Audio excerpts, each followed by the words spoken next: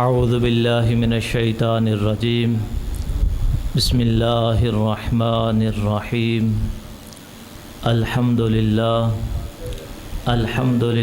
الذی لا یبلغ مدحته القائلون ولا يحصي نعماءه العادون ولا يعدي حقه المجتهدون الذي لا يدركه بعد الهمم ولا يناله غوث الفتن الذي ليس لصفته حد محدود ولا نعت موجود ولا وقت معدود ولا وجل ممدود فطر الخلائق بقدرته ونشر الرياح برحمته ووتد بالسحور ميدان أرضه والصلاة والسلام والتحية والإكرام حبيب إله العالمين أبي القاسم محمد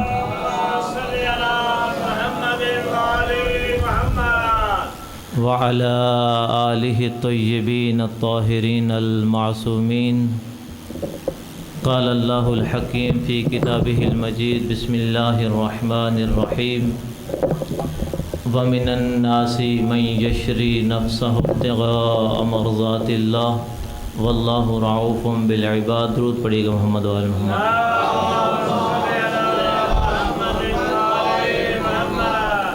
وقال رسول الله صلی اللہ علیہ وآلہ وسلم فاطمہ بضعۃ منی اغضبها اغضبنی اغضبنی واغضب اللہ. درود پڑھیے گا محمد و آل محمد.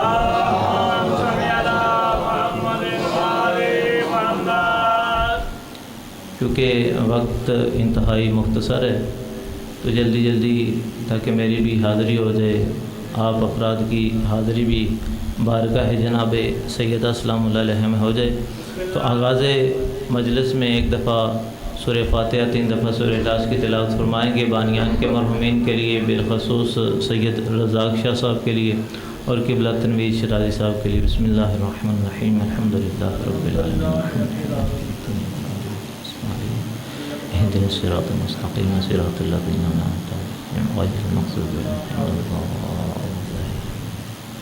بسم اللہ الرحمن الرحیم حد الصوم بسم اللہ الرحمن الرحیم حد الصوم بسم اللہ الرحمن الرحیم حد الصوم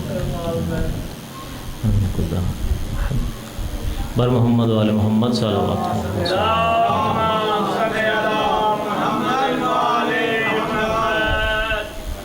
بانیان کی صف اعضاء کی قبولیت کے لیے، بیماروں کی شفا یابی کے لیے، حاجت مندوں کی حاجات کی برابری کے لیے، آپ تمام مومنین کی حاجات کی برابری کے لیے، اور بالخصوص جتنے مرحومین ہیں ان کی بلندی درجات کے لیے، سید رزاق شاہ صاحب کی قبلہ شرازی صاحب کی بلندی درجات کے لیے، اور حجت دوران امام عصر و زمان کے ظہور میں تاجیل کے لیے بآواز بلند صلوات.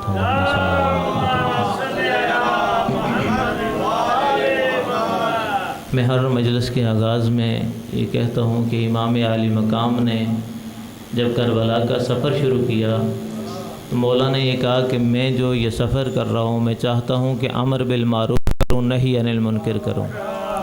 میں حسین ابن علی یہ چاہتا ہوں کہ اپنے جد رسول اللہ کی امت کی اصلاح کروں. اسی اصلاح کے لیے کیونکہ وقت کے دامن میں گنجائش نہیں ہے، جلدی جلدی 2 جملے سماعت فرما لیں. میرے عزیزوں، ہر بندے کو اپنی اصلاح کرنی چاہیے کیونکہ حسین ہماری اصلاح چاہتے ہیں. درود پڑھیے گا محمد و آل محمد.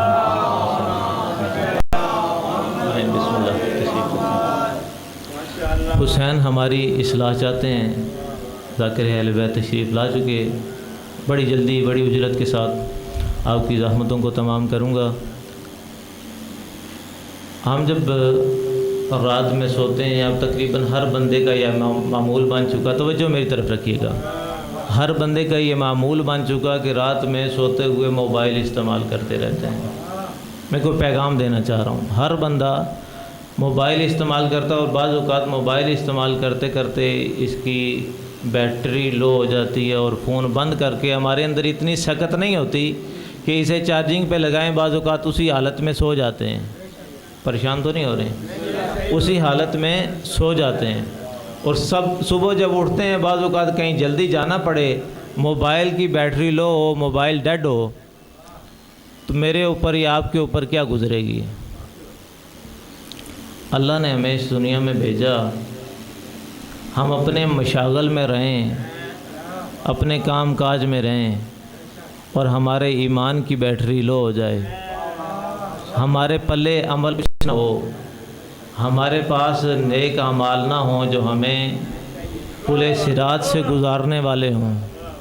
ہم نے کبھی حقیقی معنی میں نہ علی کو یاد کیا ہو، نہ حسین کو یاد کیا ہو. ہماری بیٹری، ایمان کی بیٹری بالکل لو ہو، ڈیڈ ہو چکی ہو، فرشتہ اجل آ جائے کہے کہ خدا کی طرف سے پیغام آ گیا کہ اس بندے کی روح کو قبض کر کے لے آؤ، ہمارا کیا بنے گا؟ اس وقت ہمارے دامن میں کوئی چیز نہیں ہوگی. آج ہمارے پاس وقت ہے، اس وقت کو غنیمت سمجھتے ہوئے اپنے ایمان کی بیٹری کو فل کر لیں، چارج کر لیں. اور چارج ذکر رسول سے، تلاوت قرآن سے، ذکر علی اور ذکر حسین سے ہوگی، اعمال صالح سے ہوگی. یہ نہیں ہو سکتا، میں نے اسی لیے کہا کہ علی کے ذکر سے ہوگی، رسول کے ذکر سے ہوگی، اہل بیت کے ذکر سے ہوگی، کیونکہ جو بندہ اہل بیت کا ذکر کرنے والا ہے، عمل سے کبھی اس کا دامن خالی نہیں ہو سکتا. اہل بیت کا ماننے والا عملی ہوگا، عملی شیعہ ہوگا، اس کا عمل کے ساتھ ایک ربط، ایک تعلق، ایک واسطہ ہوگا. بآواز بلند درود پڑھیے گا انشاءاللہ. فضائل کے ایک دو جملے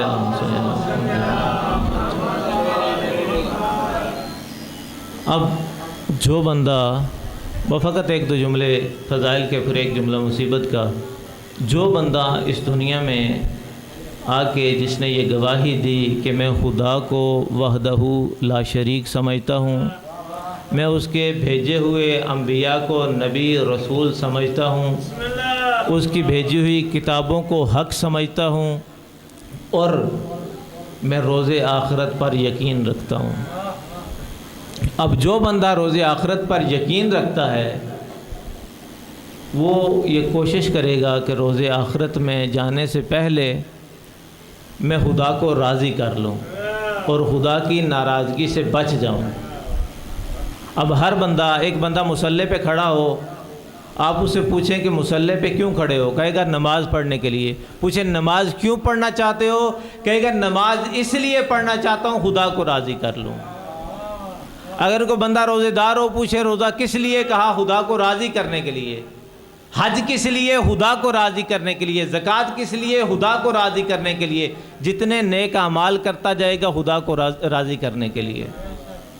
اور اگر کسی سے پوچھا جائے کہ یہ کسی کا مال پڑا ہے، تو بڑی آسانی سے اسے اٹھا کے اپنے پاس رکھ سکتا ہے، لیکن تو نے اسے اٹھایا نہیں، کیوں؟ کہا خدا کی ناراضگی سے بچنا چاہتا ہوں.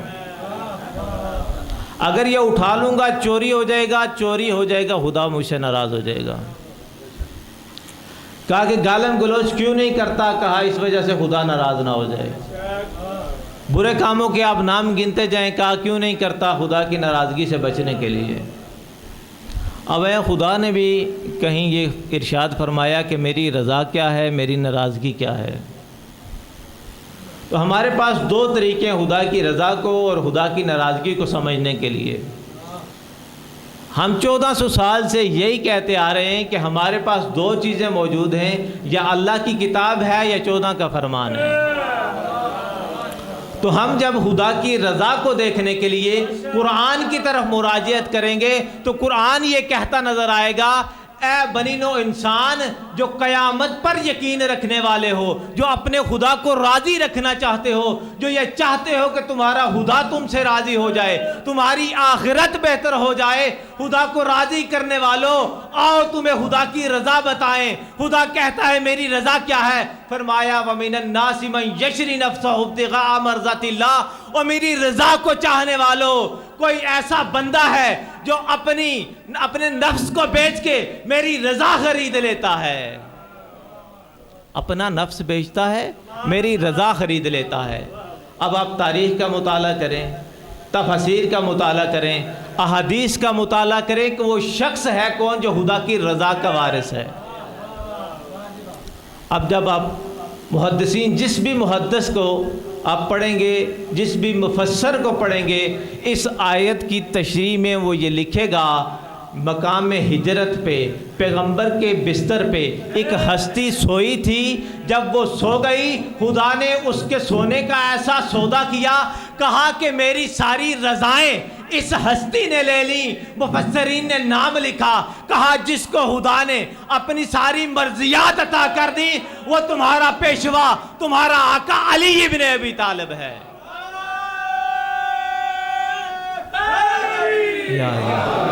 وہ تمہارا آقا، تمہارا پیشوا وہ علی ابن ابی طالب ہے۔ اگر تم یہ دیکھنا چاہو خدا کس سے راضی ہے تو خدا کی رضا یہ ہے کہ جس سے علی راضی ہے اس سے خدا راضی ہے، کیونکہ خدا کی رضا کا نام علی ابن ابی طالب ہے۔ اور کیونکہ وقت اتنا نہیں ہے زیادہ تشریح کروں، کہا خدا کی رضائیں لینا چاہتے ہو، خدا کو راضی رکھنا چاہتے ہو تو یہ دیکھ لینا اگر علی تم سے راضی ہیں تو علی کا خدا راضی ہے۔ اور خدا کی ناراضگی سے بچنے والوں، چوری چھوڑ دیتے ہو، چغل خوری چھوڑ دیتے ہو، غیبت چھوڑ دیتے ہو، ان گناہوں کو ترک کر دیتے ہو، واقعی یہ گناہ ترک کرنا خدا کی ناراضگی سے بچنے کا سبب ہے۔ لیکن خدا کی حقیقی ناراضگی کیا ہے یہ سوچنے کی بات ہے۔ ایک آپ کو آیہ مجیدہ سنائی، اب خدا کی ناراضگی کے عنوان سے ایک آپ کو حدیث سنا دوں کہ خدا کی ناراضگی کیا ہے۔ فرمایا خدا کی ناراضگی یہ ہے، پیغمبر ارشاد فرماتے ہیں، حدیث کو امام بخاری نے لکھا، کہتے ہیں کہ پیغمبر دوسرا تشریف فرما تھے، ایک اعلان فرمایا، کہتے ہیں فاطمہ تو بضعۃ منی اغضبہا اغضبنی اغضبنی اغضب اللہ، کہ جس نے جو یہ چاہتا ہے خدا کی ناراضگی سے بچ جائے، میں یہ اعلان کر کے بتا دینا چاہتا ہوں خدا کی ناراضگی سے بچنے والوں، خدا کی ناراضگی دیکھنا چاہتے ہو خدا ناراض کیسے ہوتا ہے تو یہ دیکھ لینا، فاطمہ میرے جگر کا حصہ ہے، جس نے فاطمہ کو ناراض کیا اس نے مجھے ناراض کیا، جس نے مجھے ناراض کیا خدا کو ناراض کر دیا۔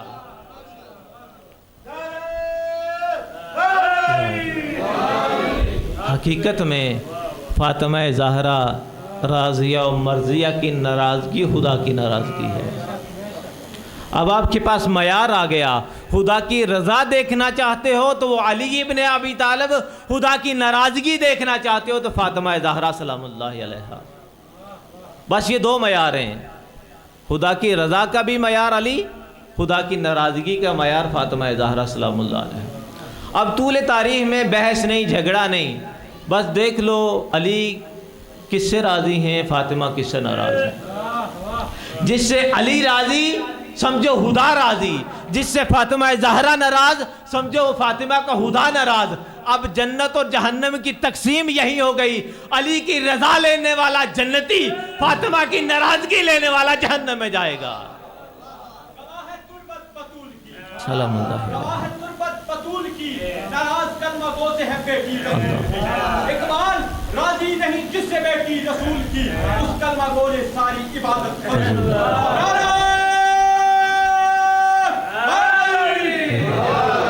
ماشاءاللہ تقبل اللہ۔ اب سوچنے کی بات یہ ہے کہ خدا نے وہاں صحابہ کرام علیہم الرضوان اور بھی تھے، بڑے جلیل القدر صحابہ تھے، کسی اور کا نام نہ لیں، آپ یہ کہہ لیں کہ جناب ابو ذر غفاری رضی اللہ تعالیٰ عنہ جیسے عظیم صحابی موجود تھے، حضرت سلیمان محمدی رضی اللہ تعالیٰ عنہ جیسے عظیم المرتبہ صحابی موجود تھے، جناب مقداد موجود تھے، بہت سارے صحابہ کرام علیہم الرضوان موجود تھے۔ کسی کا کہہ دیتے پیغمبر کے ابو ذر کی رضا، سلمان کی رضا۔ سوچنے کی بات یہ ہے کہ ابو ذر سلمان کا مقام اپنی جگہ، لیکن ان کی رضا کو رضائے الہی کیوں نہیں کہا گیا؟ کہا معیار یہ ہے اس کو رضائے الہی قرار دیا جائے کہ اگر کوئی اسے مان لے اس کا شجرہ طاہر ہوتا ہے، اگر کوئی انکار کر دے تو شجرہ حبیثہ کا وہ پرتو ہوتا ہے۔